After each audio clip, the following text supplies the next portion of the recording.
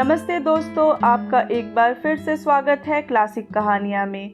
यदि आपको यह कहानी अच्छी लगे तो इसे लाइक करें और चैनल को सब्सक्राइब करें। आज मैं आपको एक कहानी सुनाने जा रही हूँ जिसका शीर्षक है अपना फर्ज। आशा करती हूँ ये कहानी आप सबको पसंद आएगी।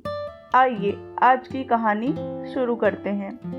अरे पापा, आप अभी तक तैयार नहीं हुए? बैग कहाँ है? चलिए मैं पैक करती हूँ। पापा ने एक उदास नज़र नीली पर डाली। नीली बेटा, मैं कहीं नहीं जाऊँगा। ये घर तेरी माँ की यादों से भरा हुआ है। नीली की आंखें भर आई।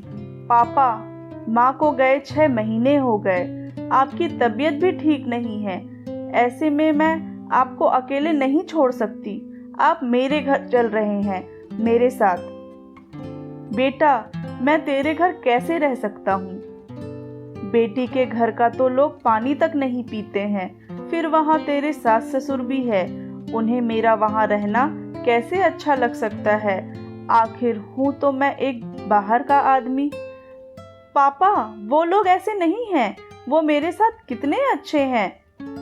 नीली पापा का हाथ अपने हाथ में लेकर बैठ गई।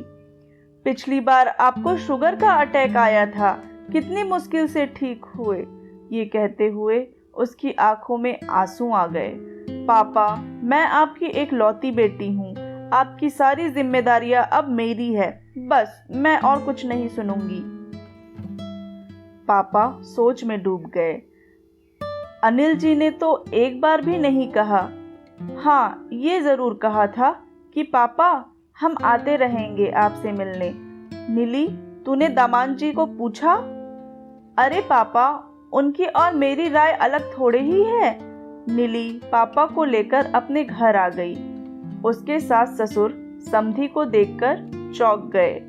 अनिल ने भी पैर छुए और कहा, अच्छा किया पापा जो आप कुछ दिन के लिए यहाँ आ गए। पापा रहने तो लगे, पर उन्हें लग रहा था कि शायद दामाद और उनके माता पिता उनके यहाँ आने से खुश नहीं है। एक दिन पापा लॉन में घूम रहे थे कि अचानक उन्हें अनिल की आवाज सुनाई दी। नीली, पापा यहाँ पर कब तक रहेंगे? ऐसा क्यों पूछ रहे हैं आप? वहाँ पर उनका है ही कौन, और उनकी तबीयत भी ठीक नहीं है। अरे तुम समझ नहीं रही हो, हमें तो अपने घर में ही अजीब सा महसूस होने लगा है। हमें किसे? अच्छा, मम्मी पापा जी ने कहा आपसे। अब तुम जो भी समझो। अरे वहां पर उनकी अच्छी व्यवस्था कर सकती हो। पापा और नहीं सुन सके, कांपते हुए कदमों से वापस आ गए। अगले दिन जाने की तैयारी करने लगे। नीली बोली, पापा, ऐसे कैसे जाएंगे आप? पापा उसे डांटने लगे। नीली, मेरी फिजूल में चिंता मत करो। अपने पति और ससुर का ध्यान रखो। बेटा, मैं अपना ख्याल खुद रख सकता हूँ। नीली बेटा, बहुत दिन हो गए, अब जाना चाहिए। मैं अनिल से बात करती हूँ। अभी आपकी तबीयत ठीक नहीं है। जब आप ठीक हो जाएंगे तो मैं खुद आपको छोड़ आऊंगी। नहीं नीली, देखो मैं तुमसे नाराज हो जाऊंगा। नीली नाश्ता बनाने लगी। सोच रही थी कि पापा को किसी ने कुछ तो कहा है। नाश्ता करने के बाद उसने कहा, आज पापा जा रहे हैं। वह अपने सास ससुर और अनिल का चेहरा देख रही थी कि उनके चेहरे पर चमक आ गई थी।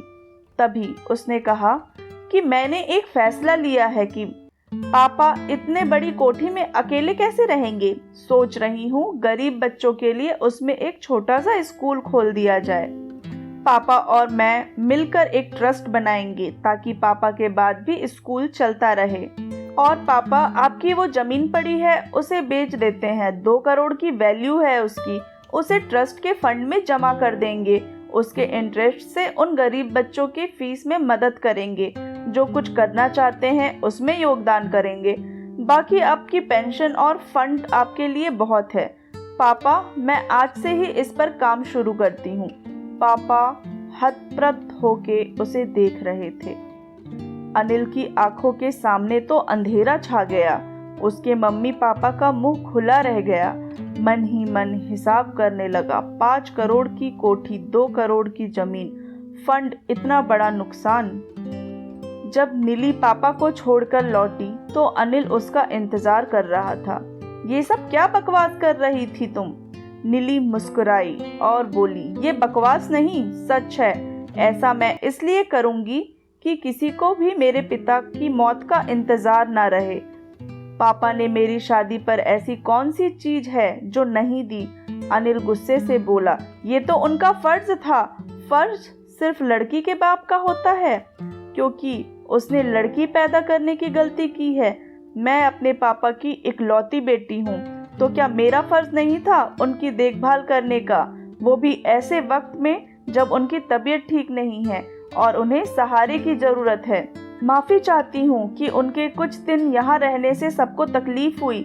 मैंने कभी तुम्हें तुम्हारे फर्ज निभाने से नहीं रोका। अपने सास ससुर की सेवा में कभी भी कोई कमी नहीं रखी। तुम मुझे मेरे पिता के प्रति मेरा फर्ज निभाने से नहीं रोक सकते। उसकी आवाज में दृढ़ता थी। अनिल खामोश होकर उसे देख रहा था। तो दोस्तों, इस कहानी से हमें यही शिक्षा मिलती है, हर संतान का फर्ज रहता है कि वो अपने माँ पिता के साथ साथ अपने सास ससुर की भी जिम्मेदारियां निभाए, जिससे दो परिवारों का रिश्ता हमेशा अटूट बना रहे। तो ये थी आज की कहानी। यदि आप चाहते हैं कि मैं आपकी कहानी इस चैनल पर सुनाऊं तो मुझे अपनी कहानी भेजें। अपनी कहानी मुझ तक भेजने के लिए नीचे डिस्क्रिप्शन बॉक्स में दिए गए लिंक पर क्लिक करें। धन्यवाद।